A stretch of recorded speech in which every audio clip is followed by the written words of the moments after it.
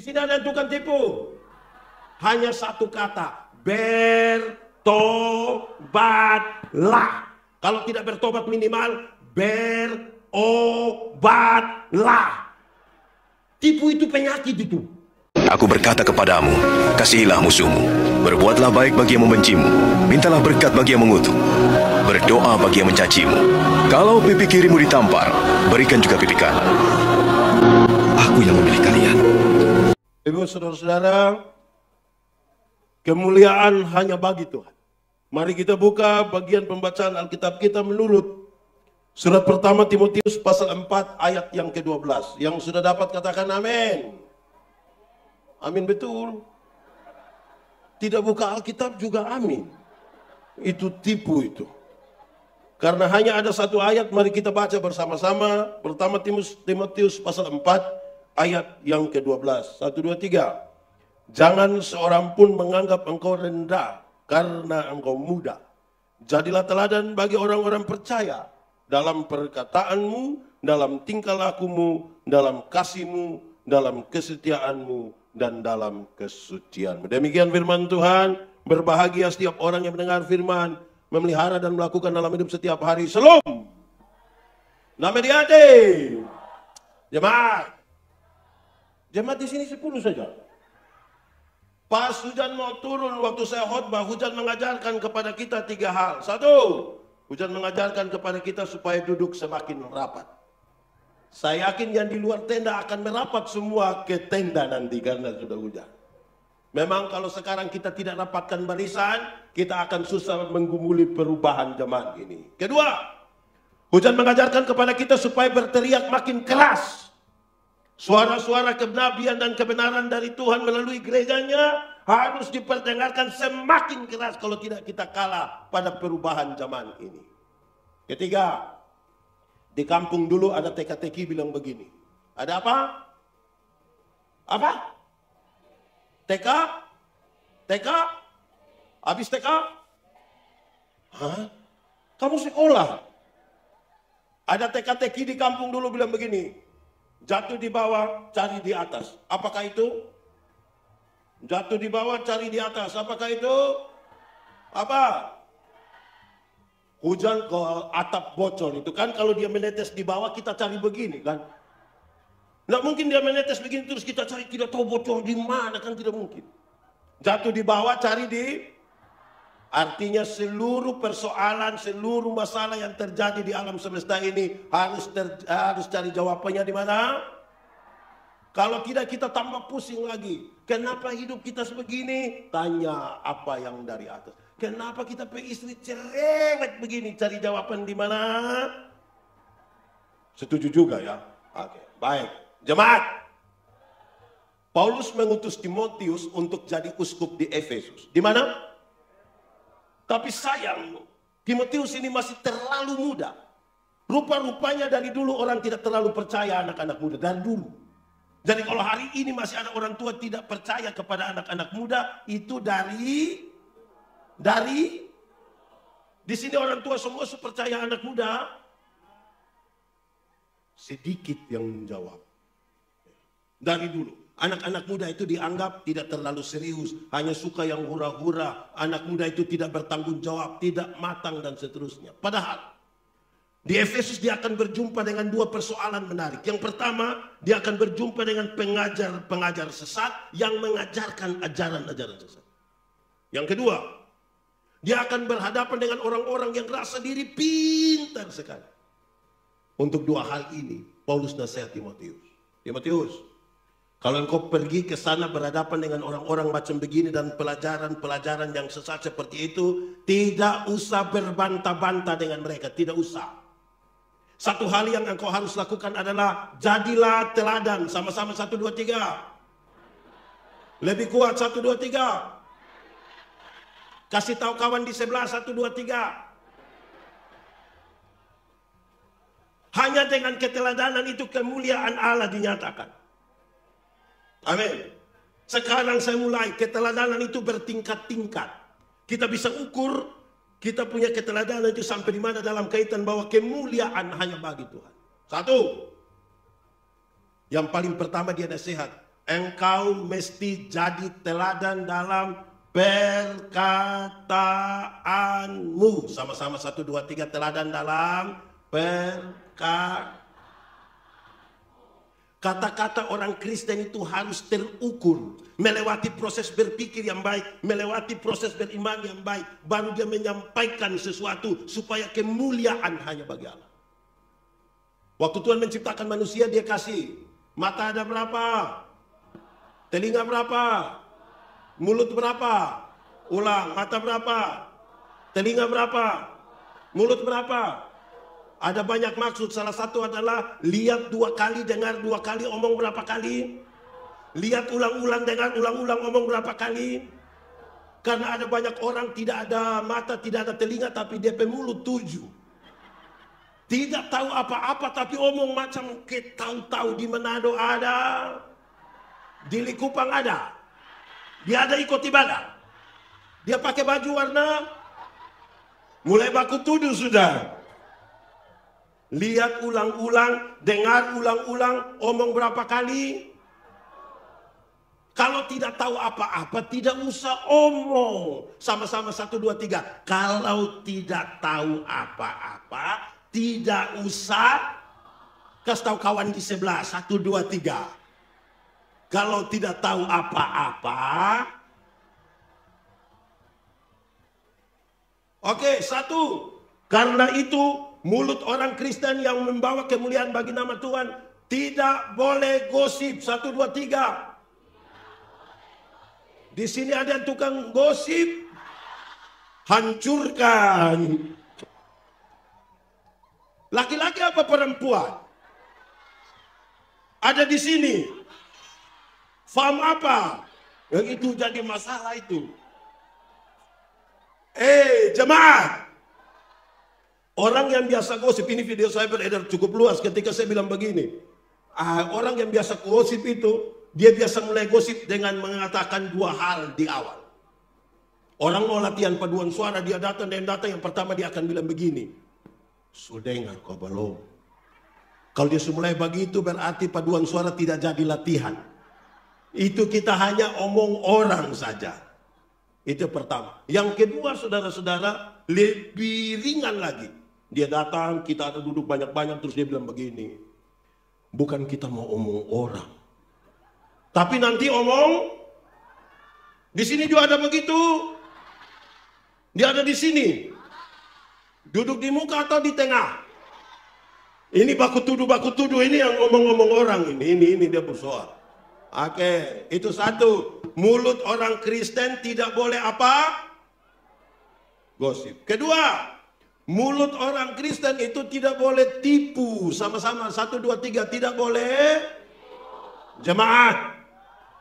Tipu itu boleh ke tidak? Tipu boleh ke tidak? Kalau untuk kebaikan kita tipu boleh. Siapa yang ajar? Ulang. Tipu itu boleh ke tidak? Kalau untuk kebaikan kita tipu boleh? Tidak boleh. Tidak ada tipu untuk kebaikan. Tipu itu tipu. Satu tipu akan melahirkan tipu baru. Contoh, kalau dia tidak ke gereja terus pendeta tanya, Pak, kenapa tidak ke gereja? Perasaan dengan pendeta tanya, dia bilang, saya sakit Bapak, saya sakit. Kita sakit. Ini tipu ini. Kita ketemu dia istri, kita bilang Papa ada sakit.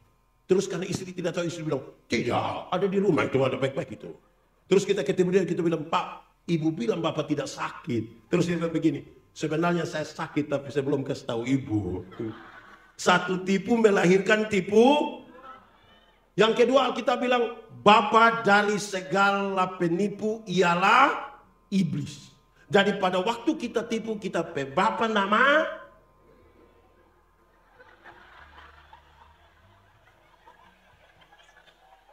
Pendeta, kami di Likupang ini kami tidak biasa tipu. Kami hanya biasa pakai 2 kata, yaitu sebenarnya dan tapi. Kenapa tidak ke gereja? Sebenarnya saya pergi. Tapi kalau sudah tapi dia tidak pergi itu. Kenapa tidak terima pelayanan? Sebenarnya saya terima. Tapi kalau tapi tidak. Jadi kalau sebentar pulang dari sini, Ketemu jemaat yang sebenarnya harus datang tapi dia tidak datang, terus kita bilang, kenapa tidak ikut acara tadi? Terus dia bilang, sebenarnya sudah. Saya sudah tahu yang kau maksud itu. Saya sudah tahu itu. Di sini ada yang biasa ngomong sebenarnya dan tapi, ada ikut ibadah. Coba tunjuk dia, tunjuk. Jemaat. Ada satu kisah lama, saudara tahu, tapi saya mau bilang ulang supaya jangan suka tipu. Ada satu anak kecil umur 1,5 tahun baru belajar bicara. Dia bapak kepala desa. Terus ini anak ini setiap kali dia mau kencing, anak laki-laki ini, dia minta tolong dia bapak yang kasih kencing. Tapi karena bapaknya perasaan dengan staf, bapak bilang begini. Nah, kalau anak mau kencing, anak kasih tahu bilang adik mau menyanyi. Jurus itu berhasil. Setiap kali ini anak mau kencing, dia datang, dia bilang, Papa, yo, adik mau menyanyi. Dia bapak sengaja putar-putar keluar, kasih kencing ini anak, selesai persoalan. Satu saat, dia papa mama berangkat ke Jakarta. Titip ini anak di DP om, dorang. Tengah malam ini anak mau kencing, dia kasih bangun dia om. Om, ya, adik mau menyanyi. Dia punya om karena tidak tahu, dia punya om bilang, jangan ini sudah tengah malam, jangan. Ini anak tidak bisa, dia bilang, Om, kenapa ada mau menyanyi? Dia punya om yang tidur sudah, itu nanti om di sebelah mana itu tidur. Ini anak sudah tidak bisa, dia bilang, Om, ada sudah tidak bisa. Ada harus menyanyi sudah. Dia punya om juga sudah kasihan, dia bilang, oh ada, kalau begitu ada menyanyi pelan-pelan di om petelinga. Ini anak bangun dia kencing di DP ampu telinga. Saya mau tanya siapa yang salah? Om atau bapak? Bapak atau om? Om atau bapak? Bapak atau om? Kenapa bapak yang salah? Makanya kalau benar katakan, salah katakan, ya katakan, tidak katakan, menyanyi katakan, kencing katakan, berani yang kau rubah sedikit. Kan kasihan itu om petelinga. Saudara-saudara, biarlah kemuliaan hanya untuk Tuhan toh, supaya jangan ada yang tukang tipu di sini. Di sini ada yang tukang tipu. Hanya satu kata, bertobatlah. Kalau tidak bertobat minimal berobatlah. Tipu itu penyakit itu. Berhenti sudah tipu-tipu. Stop tipu-tipu. 1, 2, 3. Stop. Kasih tahu kawan di sebelah. 1, 2, 3.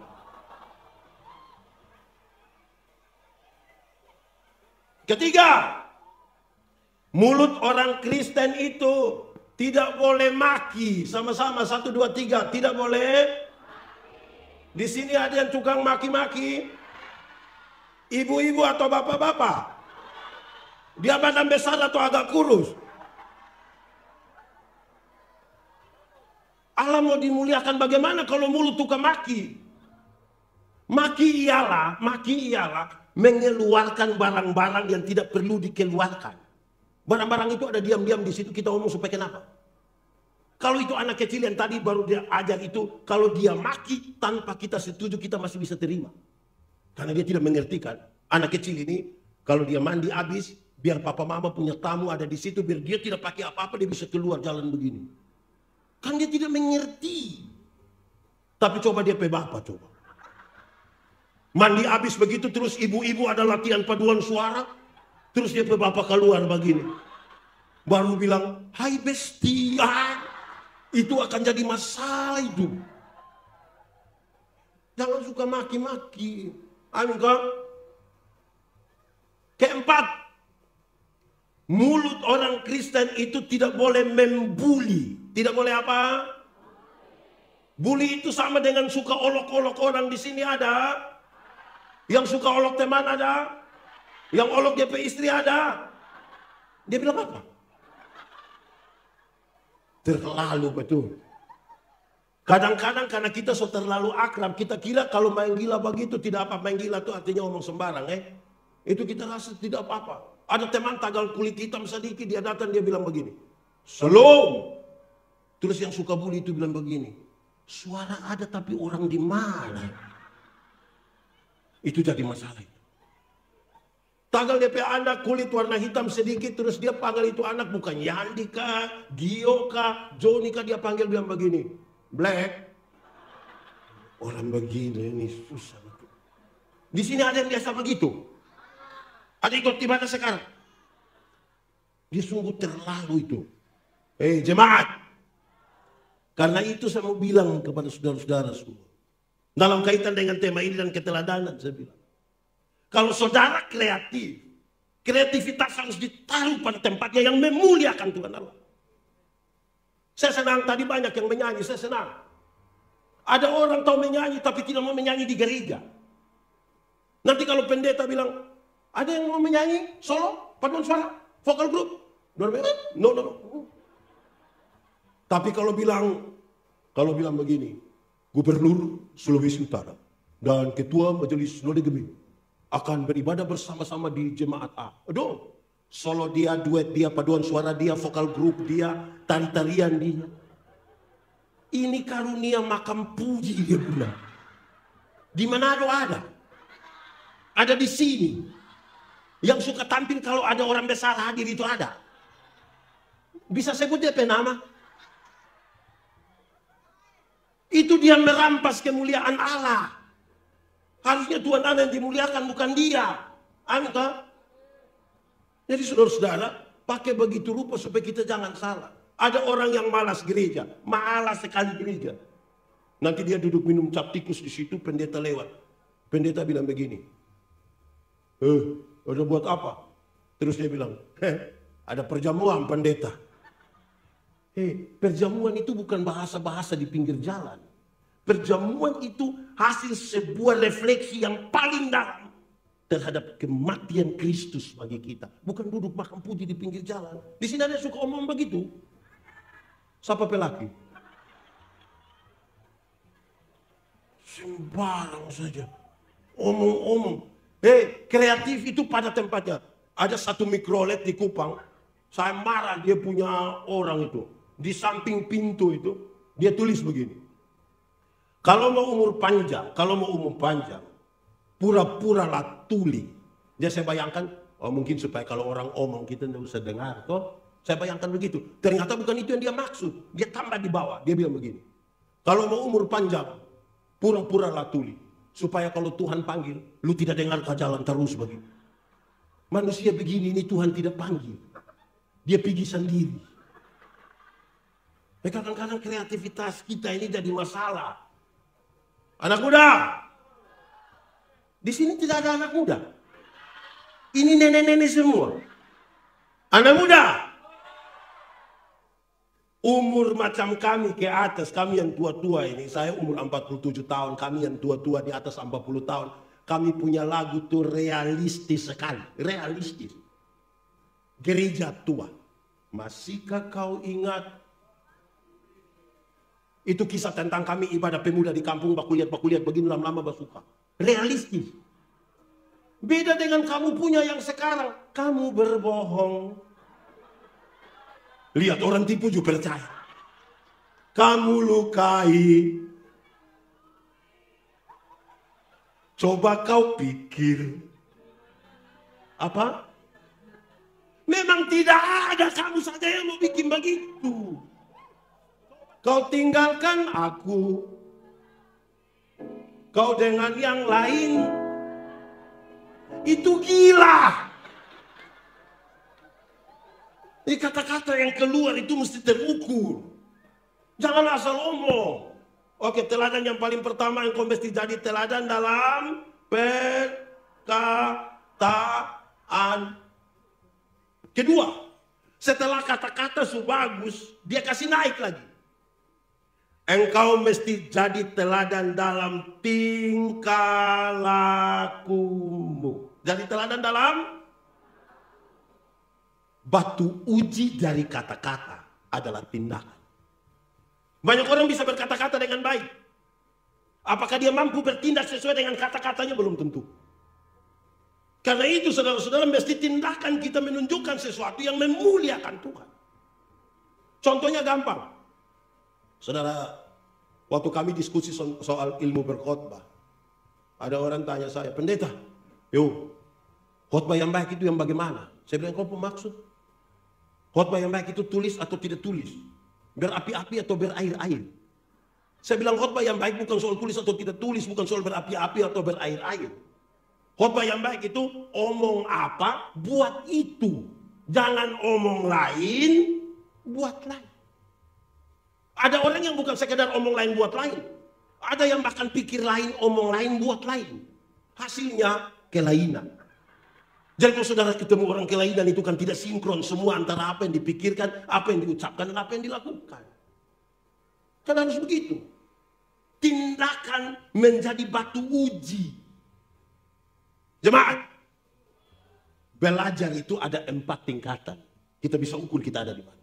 Belajar itu perubahan tingkah laku dari tidak tahu menjadi tahu, dari tidak bisa menjadi ulang. Belajar ialah omong. Belajar ialah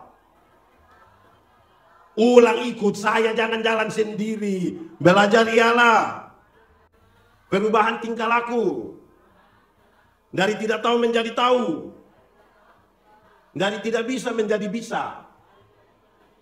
Belajar punya 4 tingkatan. 1, sudah jangan ngomong itu. Belajar punya 4 tingkatan. 1, belajar untuk tahu. Sama-sama belajar untuk. Itu bagus.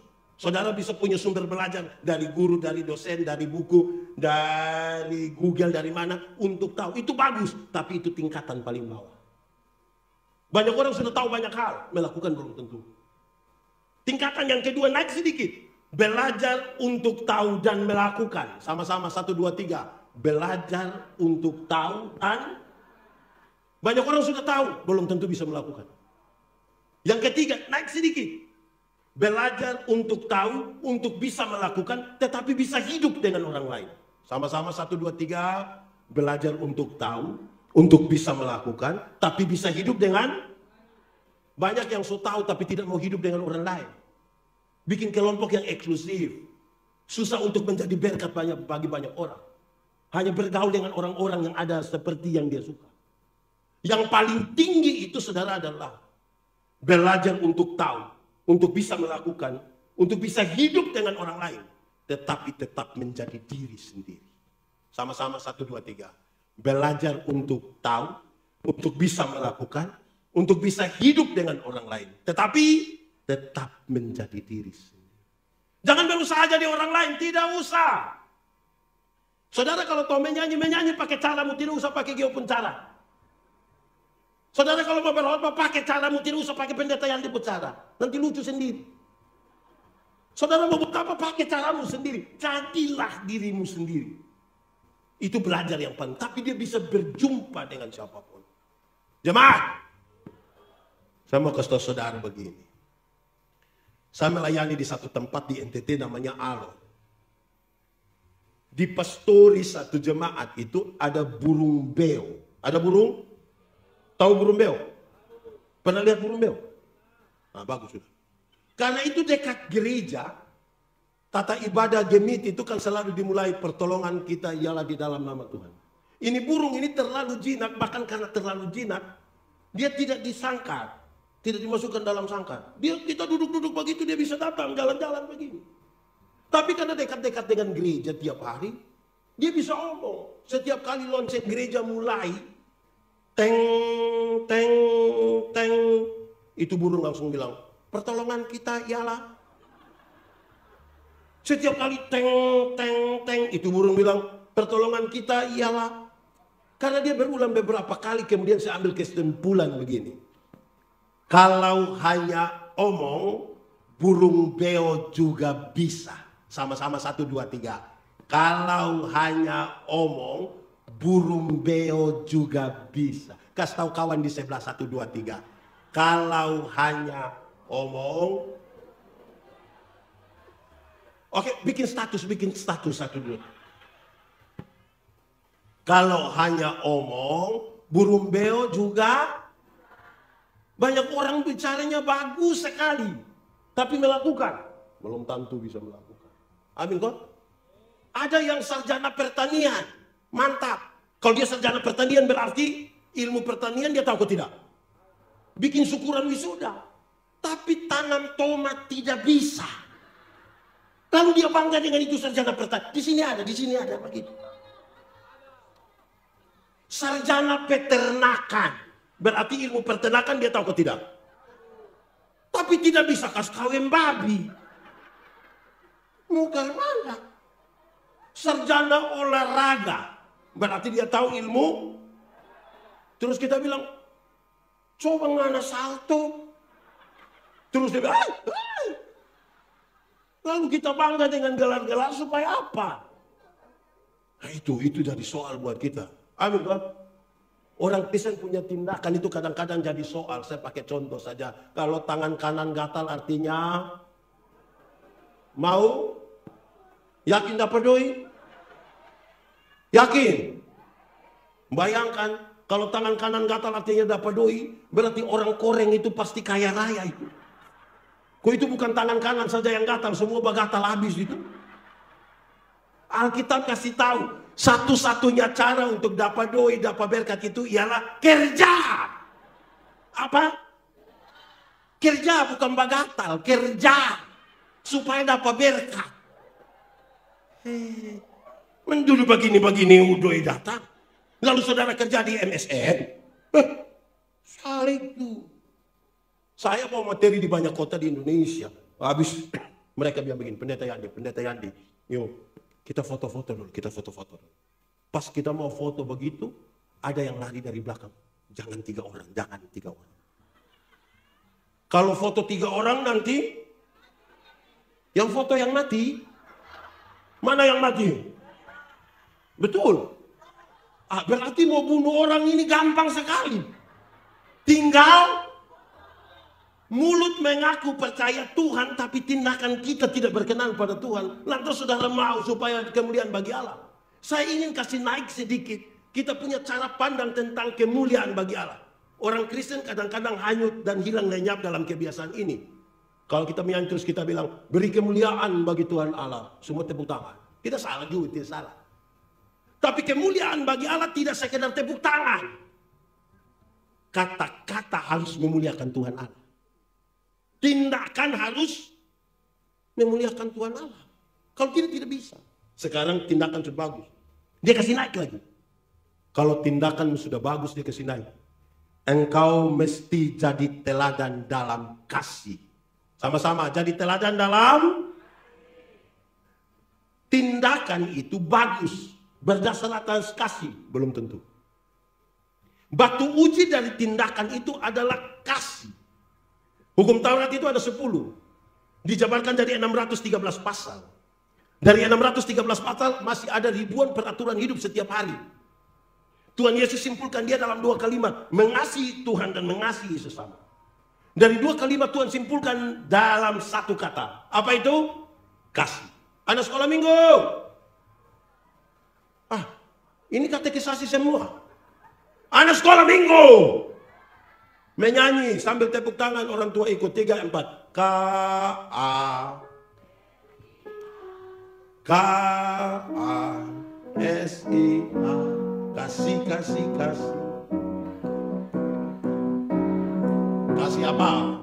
Kasih itu tidak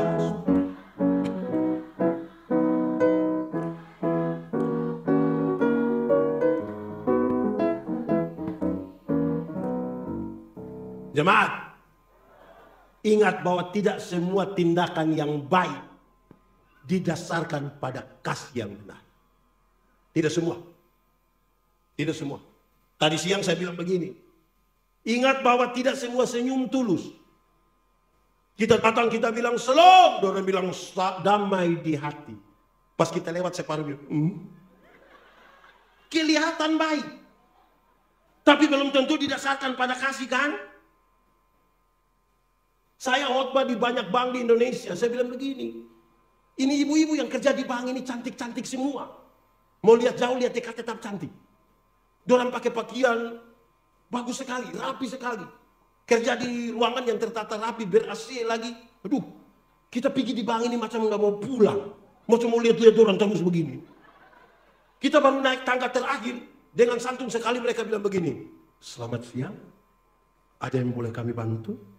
Terus saya tanya orang, ibu-ibu, siapa di antara ibu-ibu yang bangun pagi lihat suami pas bangun begitu terus dia bilang, selamat pagi. Ada yang boleh kami bantu? Kata-katanya bagus. Ya toh? Tapi belum tentu didasarkan pada hafal sekarang. Kasih ialah kebaikan. Tidak terpatahkan oleh apapun. Tidak akan berubah menjadi kebencian. Ulangi, kasih ialah kebaikan. Tidak terpatahkan oleh apapun. Tidak akan berubah menjadi kebencian. Dengar rujukannya. Rujukannya adalah karena begitu besar kasih Allah akan dunia ini. Apakah Tuhan Allah mengasihi dunia? Tuhan Allah mengasihi dunia? Lalu apakah dunia mengasihi Tuhan Allah? Apakah karena dunia tidak mengasihi Tuhan Allah berhenti mengasihi dunia? Apakah kemudian Tuhan membenci dunia? Saudara lihat, kasih tidak terpatahkan. Supaya jangan ada orang bilang begini, Pak, saya terlalu hargai Pak. Tapi ketika saya lihat Pak punya sifat asli macam begini, maaf. Itu bukan kasih, egois. Kalau kamu hanya bisa berbuat baik kepada orang yang berbuat baik kepadamu, apakah jasa? Karena orang berdosa pun melakukan hal yang sama. Dasarnya kasih. Yang paling bisa untuk mengkonfirmasi kasih ini adalah ibu-ibu. Sama tanya dulu, ibu-ibu. Ibu-ibu di sini tinggal 10. Yang lain ini SMA semua kah? Ibu-ibu. Melahirkan itu sakit ke tidak? Terlalu sakit. Mau melahirkan normal atau abnormal tetap sakit. Abnormal itu kan yang sesar itu toh. Waktu ibu sakit melahirkan kami suami saja tidak bantu. Suami-suami paling dari luar bilang begini, Yesus. Tapi dia tidak bantu. Sudah bilang Yesus lagi. Terus dia punya mata dia pikir, tidak tahu ini anak muka macam siapa ini nanti. Ibu-ibu bisa mengkonfirmasi itu. Waktu sakit melahirkan tidak ada yang bantu. Kami suami-suami saya tidak bantu. Suami-suami hanya bisa taruh tangan di kepala terus dia bilang, Yesus. So bilang Yesus lagi baru dia bilang, tidak tahu ini anak muka ikut siapa ini. Paling-paling hanya begitu. Anak-anak. Kamu punya jam tidur, orang tua punya jam bangun. Orang tua punya jam tidur, kamu punya jam bangun. Akhirnya orang tua tidak tidur gara-gara kamu. 2:30 pagi juga masih ada ibu-ibu goyang-goyang anak-anak begini toh. Sempoyongan karena tidak tidur lagi. Seringkali ibu-ibu dipaksa menjadi penyanyi. Makanya ibu-ibu punya lagu itu seringkali tidak bisa dipertanggungjawabkan. Kalau tidak bobo. Padahal justru kalau anak bobo itu baru nyamuk gigit. Kalau anak ada lari-lari nyamuk mana mau gigit dia. Tapi sudah kita tahu ibu lagi tidak baik itu, dia punya keadaan, jadi ya begitu kita mengerti toh. Anak-anak, waktu kamu baru lahir kamu tidak bisa bicara, atau siapa di antara kamu yang lahir dengan lahir langsung bilang yes, kamu tidak bisa bicara. Orang tua ajar kamu bicara satu-satu suku kata, ma, pa. Waktu kamu sudah besar begini, sudah bisa bicara, sudah SMP, SMA. Ada suka bicara dengan orang tua? Hah? Dolang ada suka bicara dengan orang tua? Kenapa kami yang jawab? Dolang biasa lebih suka bicara dengan? Pertanyaan terakhir. Sudah besar, kasih besar mereka, ajar mereka bicara. Habis itu mereka bicara dan teman tidak suka bicara dengan kita. Pertanyaan terakhir, kenapa kasih makan dorang? Kenapa kasih makan? Kasih tidak terpatahkan. Sama-sama, 1, 2, 3.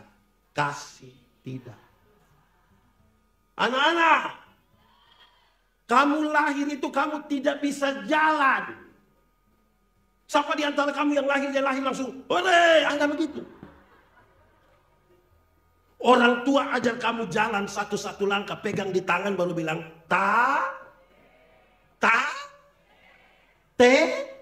Nah, itu jalan belakang. Tapi waktu orang sudah SMA, ada suka jalan dengan orang tua? Suka jalan dengan orang tua? Oh, waktu beli HP. Orang tua kasih besar ajar jalan. Mereka tidak mau jalan dengan orang tua. Lebih suka jalan dengan teman. Pertanyaannya, siapa suruh beli kasih dorang HP? Anak-anak. Orang tua bilang, anak, yang penting kamu mau sekolah tinggi, biar kami orang tua ikat perut, tidak apa-apa. Pernah dengar itu kalimat? Orang tua kalau sampai bilang ikat perut itu bukan berarti dorang mau pakai stagen. Tapi dorang utang gara-gara kamu. Anak-anak, ada pegang handphone, Android, ada pulsa. Itu HP utang. Pulang tanya orang tua. Tadi anak-anak, ada yang datang bawa motor? Motor utang. Karena orang tua mau kamu baik itu. Beli kasih orang motor, tapi orang tidak antar mama lah, pergi di WKI. Antar DP Nona. Di sini ada begitu. Itu anak yang ada di sini. Yang tadi menari orang. Dia harus didasarkan pada kasih. Jemaat. Orang tua dulu itu melahirkan kita banyak-banyak. Ada yang 5, ada 6, ada 7, ada 8. Betul atau tidak? Dorang tidak punya rumah yang besar. Dorang bikin tempat tidur yang besar, kasih tidur kita semua di situ. Nanti ada waktu mereka pergi buka begini, lihat. Anak dong masih tidur. Sekarang itu anak sudah besar semua. Itu anak dong ada tinggal di rumah. Paling-paling tinggal DP foto. Pendeta datang, pendeta tanya, yang ini siapa? Ini siapa? Ini siapa anak pertama ini. Dia kerja di MSN. Tapi dia tidak pernah telepon ini, yang ini. Itu repot itu. Jemaat. Orang tua dulu. Kalau DP anak sakit, dia bisa tulis di diari. Bukan status, diari. Dia tulis begini. Tuhan, kalau Tuhan mau, jangan dia yang sakit, tapi biar kita yang sakit.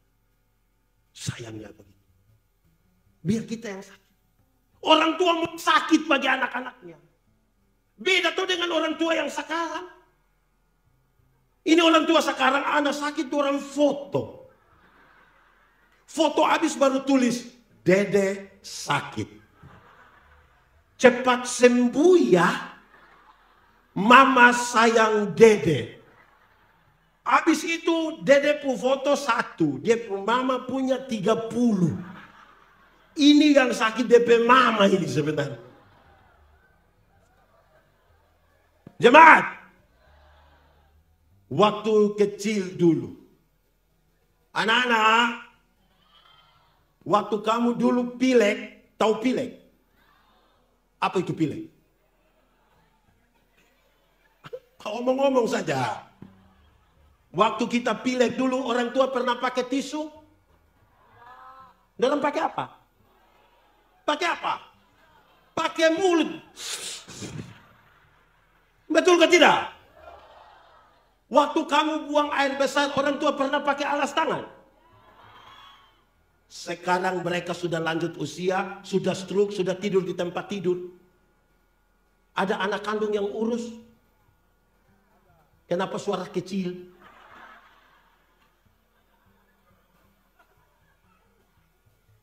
Tidak tahu urus orang tua. Tapi kalau orang tua baru batuk sedikit, dia pikir orang tua semua mati. Pas batuk dia langsung sampai, sertifikat. Ini anak begini. Di sini ada yang begitu. Yang suka tanya sertifikat. Itu farm apa itu dia itu? Sembarang saja. Jemaat. Orang tua dulu itu kerinduan terbesar karena kasih. Kerinduan terbesar adalah berkumpul kembali dengan orang-orang yang dikasihinya. Mereka rindu berkumpul kembali dengan anak-anak mereka. Tapi apa? Anak-anak tidak mau datang. Sekarang tinggal papa mama. Satu mati kasih tinggal satu. Apakah kerinduan itu tidak jadi kenyataan? Jadi kenyataan. Tapi kerinduan itu akan terjadi di surga.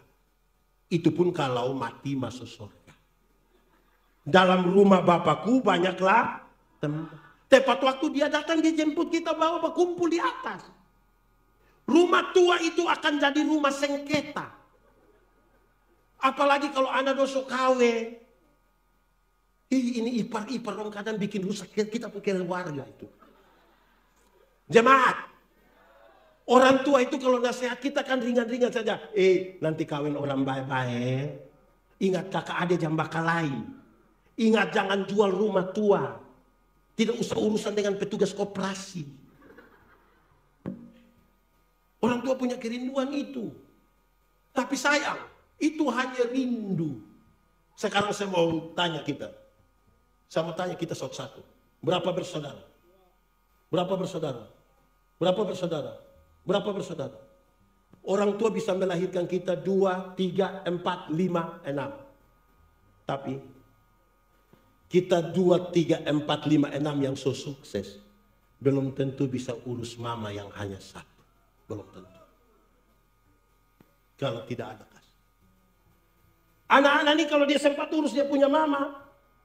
Satu hari dia masih baik. Hari kedua nanti dia bikin status di grup keluarga. Mama dan papa tidak ada anak, hanya saya saja. Di sini ada yang begitu. Ada duduk di sini. Tunjuk. Kalau kasih tidak ada tuh begitu. Susah kita ini. Jemaat.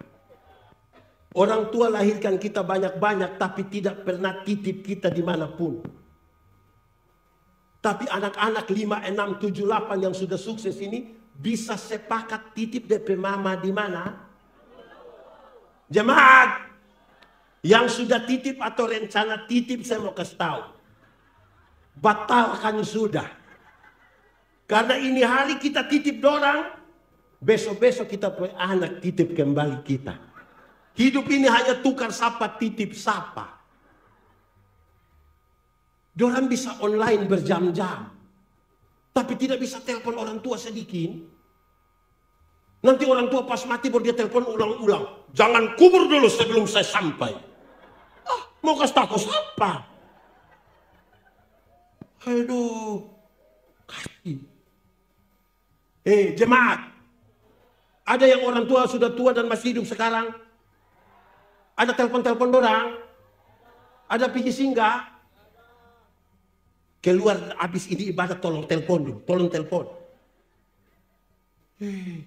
Begini baru sengaja sedih. Kita menyanyi dulu supaya kita. Kasih ibu.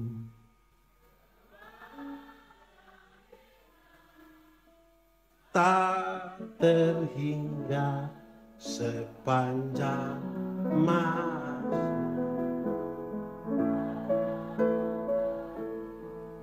Tak harapkan bagi apa?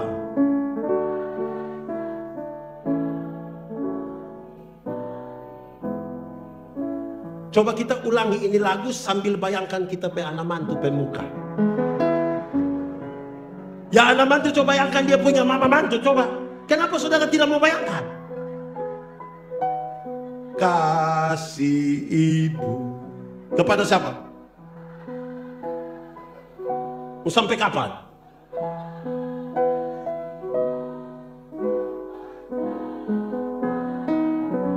Hanya apa? Harap kembali ke tidak?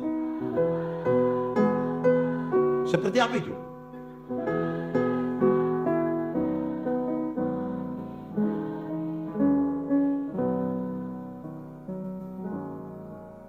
Anak-anak.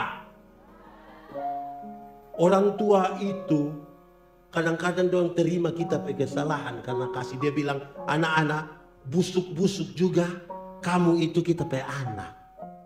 Pernah dengar itu kalimat? Pernah tanya kembali bilang kenapa bilang kita busuk?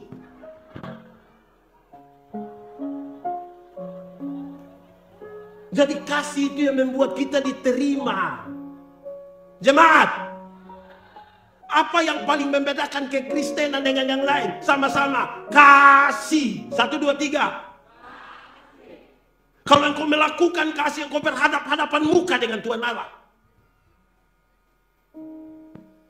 Jadi kasih harus dilakukan dengan tulus, tidak terpatahkan oleh apapun. Dalam kasih itu ada pengampunan.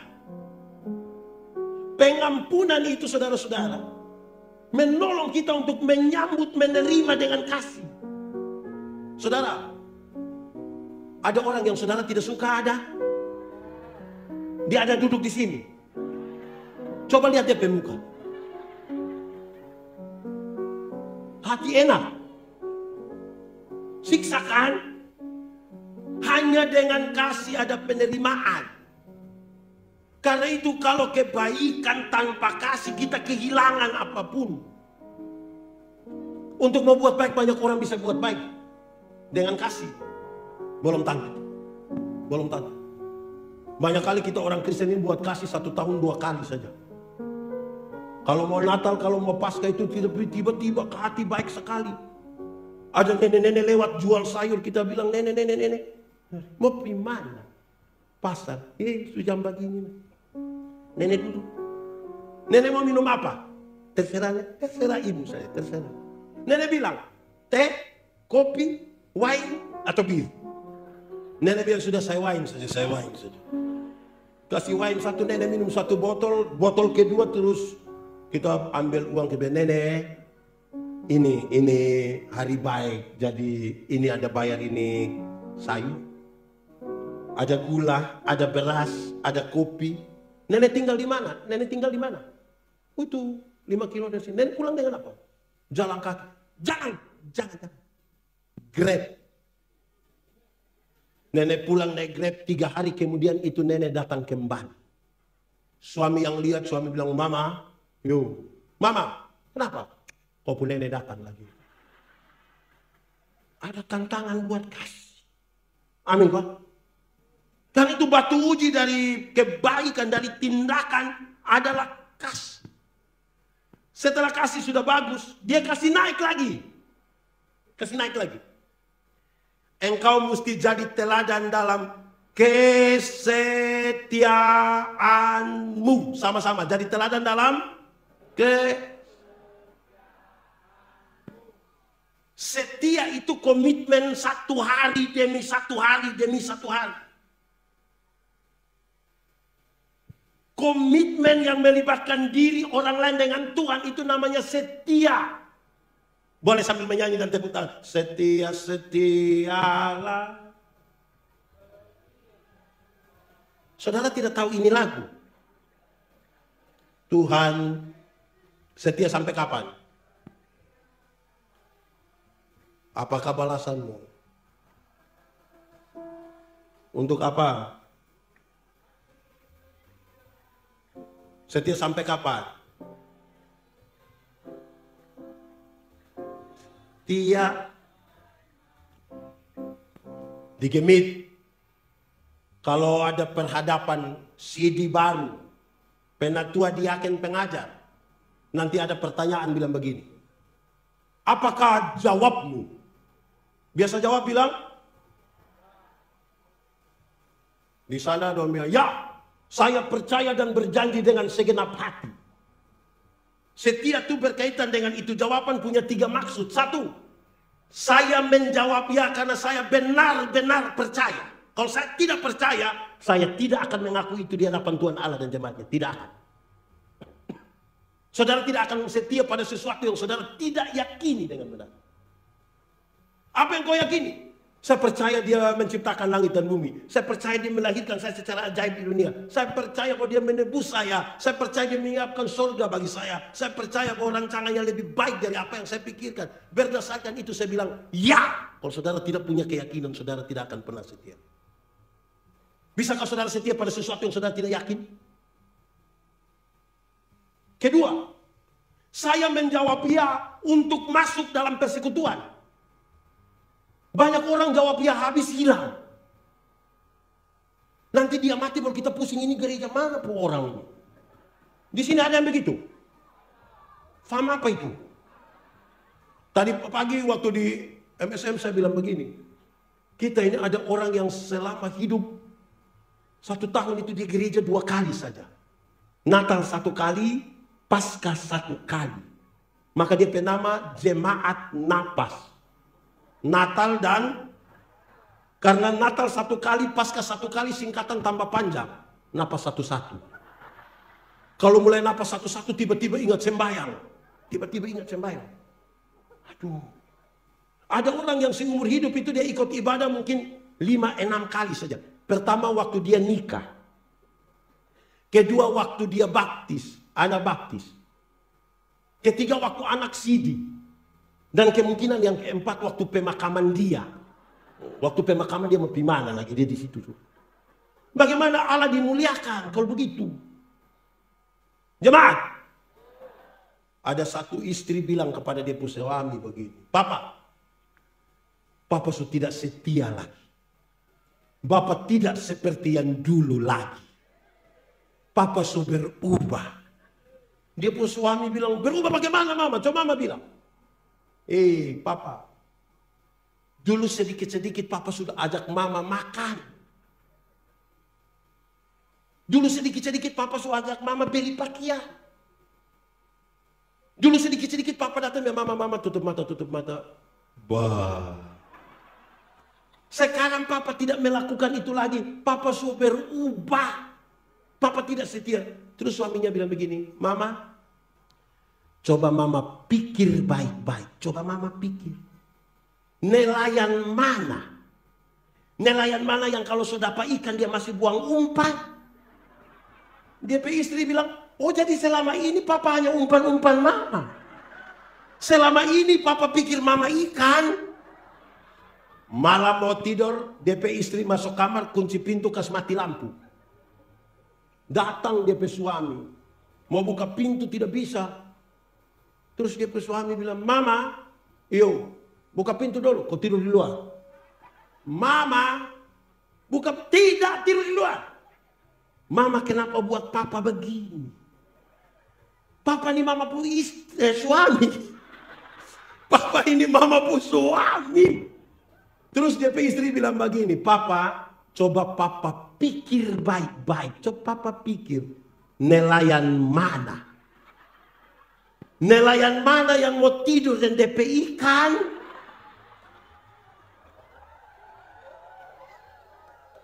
Di sini ada yang nelayan, tidur di ikan woku. Anak muda, jangan buru-buru menikah. Nikmati dulu masa muda. Anak muda, cinta itu datang dengan sendirinya. Itu pun kalau dia tahu rumah. Jadi engkau punya tugas itu serlo. Anak muda, kalau tanpa kesetiaan kamu hanya berharap pada kegantengan, kecantikan, sirna. Kenapa? Yang DP nama bulan madu itu hanya 1 bulan. Masuk bulan kedua DP madu sudah habis. Itu tinggal lebar saja. Anak muda, pacaran dan menikah itu 2 hal yang berbeda kalau tanpa kesetiaan. Ada video satu tuh beredar luas ketika saya bilang begini. Waktu masih pacaran, apalagi bulan Februari, apalagi tanggal 14. Tanggal 14 Februari itu hari apa? Hari apa? Pemungutan suara. 14 Februari hari apa? Rabu. Hari apa? Valentine. Di hari Valentine yang laki-laki bisa datang bawa bunga, sembunyi di belakang sambil berlutut, romantis sekali dia akan bilang, I love you. Itu pacaran. So nikah 5 tahun paling-paling dia pulang dia bawa bunga pepaya. Dia buang di situ, pada bilang, kau tumis, kau makan. Saya tadi sudah makan dengan kawan. Tanpa kesetiaan berubah. Betul? Di Kupang ada. Siapa suami angkat tangan saja. Masih pacaran, yang perempuan berani terantuk di batu, yang laki-laki bisa marah batu. Perempuan terantuk, laki-laki batu. Batu kau bikin sapu ayam. Pacaran. So nikah jalan sama-sama, yang perempuan terantuk di batu, dia bilang, kau punya mata taruh di mana? Berubah kalau tanpa kesetiaan. Masih pacaran.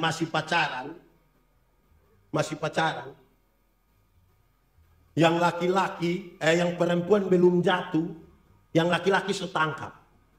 Kadang-kadang pakai minta tolong, non, yo, jatuh dulu. Pacaran. Menikah naik motor sama-sama, tabrak anjing jatuh. Yang laki-laki ambil motor, lupa ambil yang perempuan. Yang perempuan protes, papa kenapa ambil motor, lupa ambil saya. Terus dia bilang, maaf sayang. Sayang sulunas tapi motorin. Masih 17 kali didilerin. Berubah. Jadi kesetiaan itu menjadi kata kunci. Banyak orang punya kasih tapi tidak setia. Mau ukur itu kasih, batu ujinya setia kok tidak. Sekarang kesetiaan sudah bagus. Dia kasih naik lagi. Yang paling tinggi, dan saya kira ini yang paling tinggi untuk kita sampai pada tema ini. Engkau mesti jadi teladan dalam kesucianmu. Teladan dalam batu uji dari kesetiaan adalah kesucian. Banyak orang bisa setia tapi belum tentu bisa menjaga kesucian. Jemaat, saya mau tanya dulu, bapak-bapak di sini tinggal 14. Bapak-bapak bisa kasih pinjam HP ibu lihat? Bisa. Saya baca satu status Facebook bilang begini, istri ambil HP kami tidak takut, hanya deg-degan saja. Aduh, suhapus belum. Belum tentu jaga kesucian. Bapak-bapak, anak muda, siapa punya HP yang dia punya pola rumit? Ada yang harus pakai sidik jari lah, kontak mata lah, ada. Dia Intel. Rahasia negara apa yang terlalu jadi harus isi di situ? Jadi saudara-saudara, hati-hati. Kenapa ini penting? Saya bicara dua hal. Pertama, jemaat, Tuhan yang kita sembah itu Tuhan yang suci, Tuhan yang kudus. Yang suci kudus itu tidak dapat bersatu dengan yang tidak suci, dengan tidak kudus. Yang terang tidak dapat bersatu dengan yang gelap. Tanggalkanlah kasutmu, sebab tempat di mana engkau berdiri itu kudus. Banyak orang bisa setia menjalankan pelayanan. Banyak orang aktif sekali, tapi dia aktivis. Tanpa menjaga kesucian, dia tidak mungkin bersatu dengan Tuhan Allah. Jemaah, saya mau bilang pada kita semua bahwa kesucian itu ibarat terang. Tidak suci itu ibarat gelap. Sekarang kalau kita tidak menjaga kesucian, oke, duduk baik-baik dulu. Ya, jatuh di bawah, cari di, artinya, oke, baik, lanjut. Woi, orang di sini nih setia-setia semua, biar hujan juga dong tetap setia dengar firman. Tepuk tangan dulu, tepuk tangan dulu. Kemuliaan bagi nama Tuhan. Berarti orang-orang di sini rajin gereja semua ini. Oke, baik. Jemaat, dengar ini. Kata-kata, tingkah laku, kasih, kesetiaan, itu urusan dengan manusia. Tapi waktu kita bicara tentang kesucian, itu urusan kita dengan Tuhan. Tuhan menyelidiki hati. Manusia melihat apa yang kita lakukan, tapi Tuhan melihat penggerak di dalamnya itu apa. Jemaat,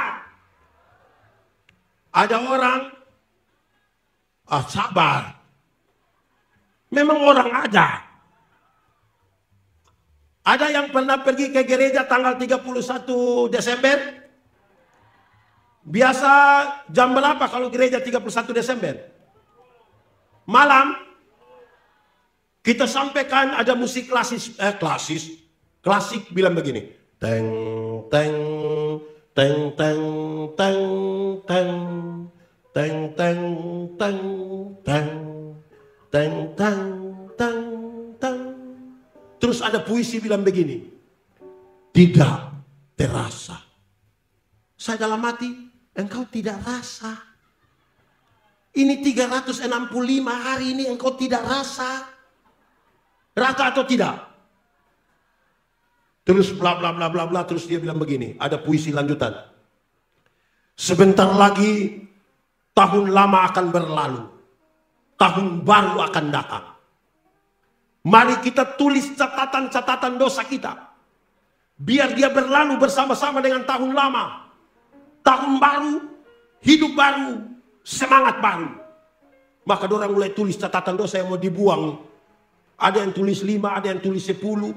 Separuh pakai menangis baru tulis. Habis itu bukan buang.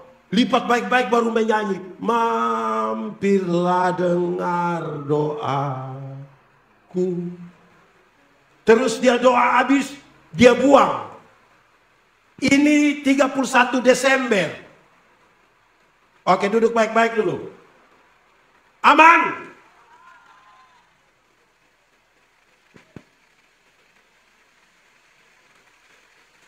Ini 31 Desember. Dia buang catatan dosa.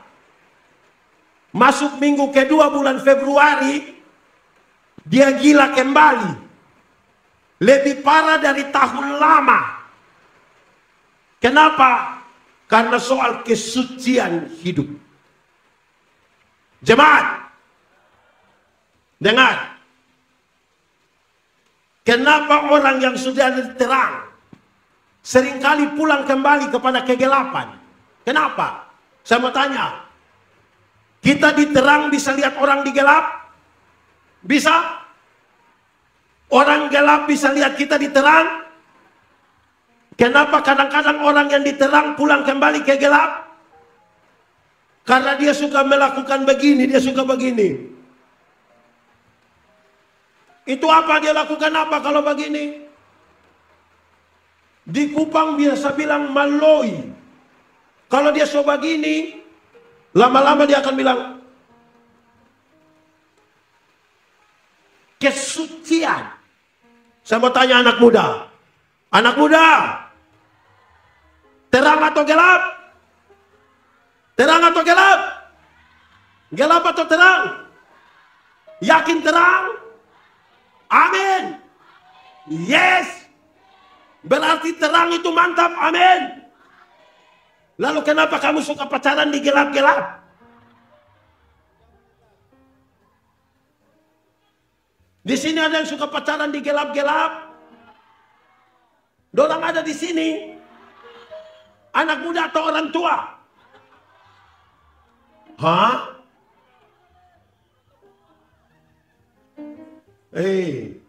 Jemaat. Kesucian, tanda kesatuan dengan Tuhan. Dan disitulah kemuliaan Allah. Dengar. Dalam hal inilah Bapakku dipermuliakan, yaitu jika kamu berbuah. Dari buahnya orang kenal pohonnya. Buah yang baik pasti dari pohon yang baik. Saya mau tanya ini pertanyaan gampang. Berbuah bagi Tuhan gampang kok susah? Susah kah gampang? Gampang kah susah? Gampang. Teori bilang begini, ranting yang melekat kepada pohon, buah keluar dengan sendirinya tanpa disuruh. Banyak orang rindu berbuah tapi tidak mau melekat kepada pohon. Akhirnya dia buah ada, tapi buah plastik. Pernah lihat pisang plastik? Durian plastik? Advokat plastik? Enak? Pernah makan? Anak sekolah minggu saja tahu. Sambil tepuk tangan 3, 4. Yesus pokok dan tinggallah di dalam. Yesus. Dan tinggallah di dalamnya. Lebih kuat lagi. Yesus. Kitalah terangnya. Tinggallah di dalamnya. Pasti apa?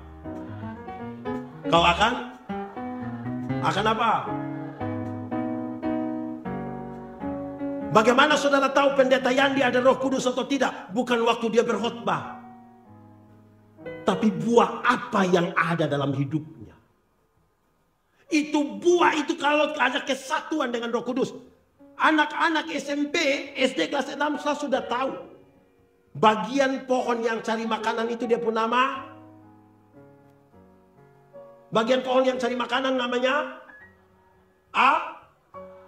Dari akar dia kirim ke mana? Daun. Di daun ada proses apa? Ini anak dong sekolah. Nanti setelah jadi cari makanan, tinggal kirim ke ranting-ranting dan buah keluar dengan sendirinya. Saudara bayangkan, kesatuan dengan Tuhan itu syarat utamanya adalah kesucian. Baru melalui kita kemuliaan hanya bagi Tuhan.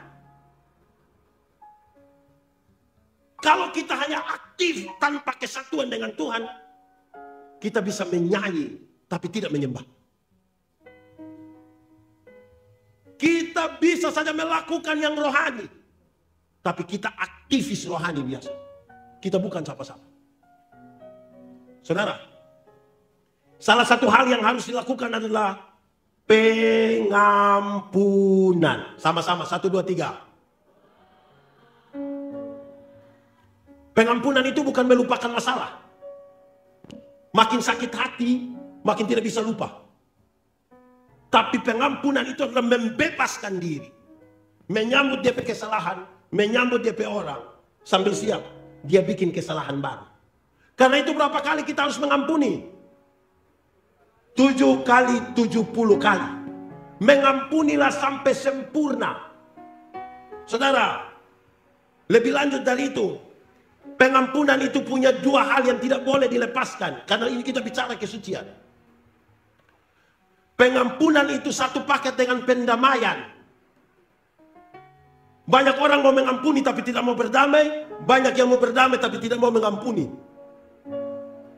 Saudara, sekarang kita mengerti, kalau orang tidak mengampuni, dia mau balas dendam. Ada kepahitan dalam hidupnya. Orang yang tidak mengampuni, energi negatif itu ada. Tapi kalau dia menyatu dengan Roh Kudus, ini kepahitan dibuang, energi negatif dibuang, rasa mau balas dendam dibuang. Hidup kita menjadi bersih. Roh Kudus masuk di dalamnya. Roh Kudus tidak bisa tinggal dengan orang yang punya hati penuh dengan kepahitan. Roh Kudus tidak tinggal dengan orang yang hatinya penuh amarah dan kebencian. Rasa ingin balas dendam, Roh Kudus tidak ada di situ. Dan tidak mungkin memuliakan Allah di situ. Sekarang saudara lihat. Roma 8 ayat 28. Ada yang tahu? Allah turut bekerja. Untuk apa? Mendatangkan kebaikan. Banyak orang kutip ini ayat. Tapi jangan lupa ayat 26-27. Dia kasih tahu. Roh itu berdoa untuk hal-hal yang tidak bisa kita katakan. Roh itu tahu apa yang akan terjadi ke depan dalam hidupmu. Dan jalan keluar terbaik apa yang bisa kamu alami. Kalau engkau punya masalah. Memahami dua hal ini, baru Anda boleh katakan, ternyata Roh Allah itu turut bekerja untuk mendatangkan kebaikan bagi kita. Itu baru Allah dimuliakan. Saudara lihat. Kalau kata-kata, tindakan, kasih, kesetiaan, kesucian ada dalam hidupmu, tidak akan ada satu orang pun merampas kemuliaan Tuhan Allah. Tidak ada. Kita akan mengembalikan semua kemuliaan itu hanya bagi Tuhan. Banyak orang yang baru mulai melayani, suruh dia jadi WL, suruh dia berkhotbah. Karena baru pertama itu dia andalkan Tuhan, sekali andalkan Tuhan. Di grup itu dia tulis, tolong doakan saya, tolong doakan saya, ini perdana, tolong. Orang doa sukses. Lama-lama jadi biasa, lama-lama jadi biasa, dia mulai meninggalkan Tuhan. Waktu baru jadi itu dia datang menyanyi standar. Ku tahu Tuhan pasti buka jalan. Ku tahu Tuhan pasti buka jalan. Itu masih harap akan Tuhan. Kalau lama-lama dia sudah biasa, dia tidak latihan, tidak berdoa lagi. Dia datang, dia hanya kasih tahu, terus dia mulai. Ku tahu Tuhan pasti buka jalan. Ku tahu Tuhan. Saudara mau improvisasi tidak ada masalah. Memang harus ada improvisasi. Tapi jangan improvisasi itu membuat kita kehilangan kesatuan dengan Tuhan Allah. Nanti kita menjadi tujuan. Saudara tahu? Kenapa banyak kali orang-orang bertengkar, berkelahi? Karena banyak orang membawa Tuhan kepada dirinya dan bukan kepada Tuhan. Karena banyak orang membawa orang kepada persekutuannya dan bukan kepada Tuhan. Siapa yang terlalu berharap kepada manusia akan berjumpa dengan satu kata namanya kecewa. Saudara pernah kecewa? Tidak usah omong. Saya lihat yang ini muka kecewa semua. Kecewa ialah karena terlalu berharap kepada manusia. Siapapun yang berharap pada manusia, dia akan berjumpa dengan kata itu, yaitu kalau kece saja tidak apa-apa. Tapi kalau tambah kata wah itu yang kita pusing. Amin. Saudara lihat, tidak boleh ada satupun yang lebih tinggi dari kemuliaan Allah. Mari kita lihat. Saya akan akhiri khotbah ini dengan 3 poin terakhir. Ini khotbah agak lama toh. Kan belum tentu minggu depan saya datang lagi. Menyembah Tuhan dalam roh dan kebenaran, dalam kesuciannya, punya 3 makna. Dan saudara harus pikir ulang. Apakah kita ada di situ atau tidak. Saya mulai dari kata kunci. Roh, kebenaran. Sama-sama, 1, 2, 3. Roh, kebenaran. Roh itu lawannya kedagingan. Roh lawannya. Banyak orang pergi beribadah mencari kedagingan, punya kepuasan. Bukan mencari roh. Kebenaran lawannya kemunafik. Tahu munafik? Coba angkat tangan yang munafik. Orang di sini tulus-tulus semua. Munafik itu di muka omong lain, di belakang. Di muka manis sekali, di belakang. Menyembah Tuhan tidak bisa begitu. Sekarang catatannya. 1. Menyembah Tuhan dalam roh dan kebenaran. Sebuah sikap iman. Bukan reaksi emosional. Sikap bukan reaksi emosional. Sikap iman itu maksudnya begini. Ada orang pesuami meninggal. Kalau suami meninggal sedih kok tidak? Saya lihat ini ibu-ibu tidak terlalu sedih. Suami meninggal sedih kok tidak? Karena dia sedih itu, kita bertanya, apa yang saya imani tentang kematian? Waktu kita bertanya tentang kematian, yang kita imani kita temukan. Ternyata mati bukan akhir dari segala sesuatu. Mati adalah tempat di mana kita diubah dari tubuh yang dapat binasa ke dalam tubuh yang tidak dapat binasa. Supaya kita hidup bersama-sama dalam Kristus, dalam kekekalan di surga. Berdasarkan keyakinan iman itu kita menyanyi. Sabar dalam susah sukamu, sabar, Tuhan ada sertamu. Sabar, sabar, beriku waktu. Realistis terhadap persoalan. Tuhan tidak menyuruh kita keluar dari persoalan. Tuhan tidak pernah menjanjikan lautan tenang. Bukan laut kalau tidak ada gelombang. Air yang tidak ada gelombang itu dia bernama apa? Aqua. Itu tidak ada gelombang. Tapi namanya air itu ada gelombang. Tuhan menjanjikan berikan kekuatan ketika kamu ada dalam persoalan. Sehingga setiap kali ada masalah tanya, apa yang saya imani? Kalau reaksi emosional, orang pesuami mati, orang ada sedih, dia datang menyanyi. Di dalam doamu, kau sebut namaku. Di dalam harap. Itu orang langsung bilang. Interlude-nya suruh anak kecil baca puisi dengan judul Ditinggal Ayah. Orang sedih kok tidak? Menangis ke tidak? Lalu saudara bilang itu robek kerja? Kalau saudara mau menangis saja, cukup nonton film Korea. Tanya. Itu pertama.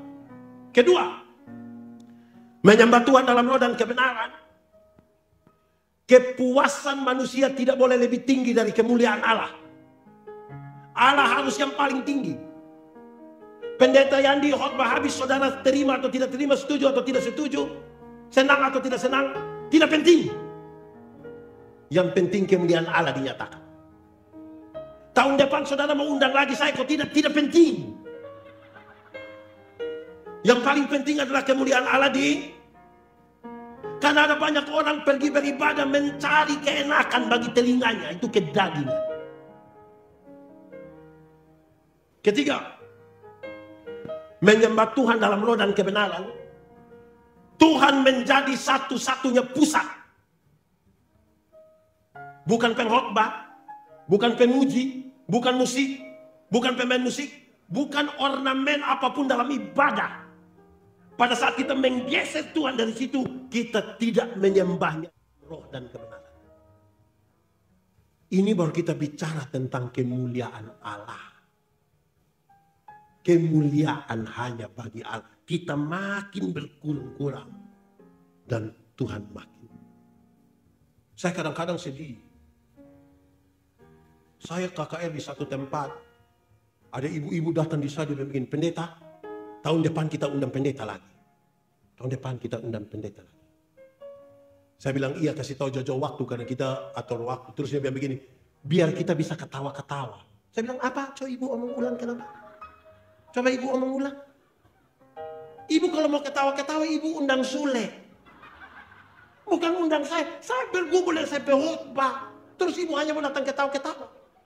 Kenapa saya omong dia begitu? Kan saya ingat saya istri. Saya istri itu bilang saya begini. Papa pikir papa khotbah bagus. Saya bilang, mama, orang undang satu Indonesia ke luar negeri saya.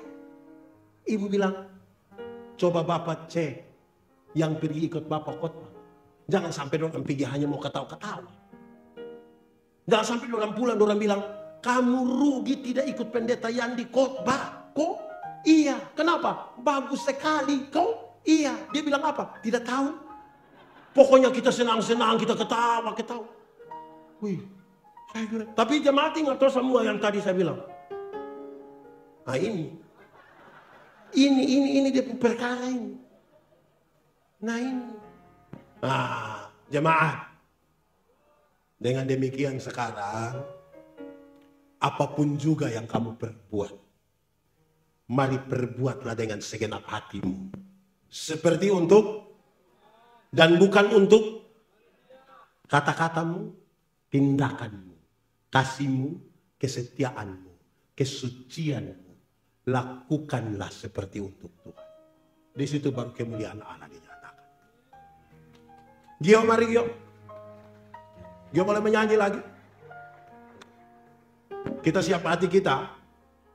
Kita tunduk kepala di hadapan Tuhan. Kita mau berdoa.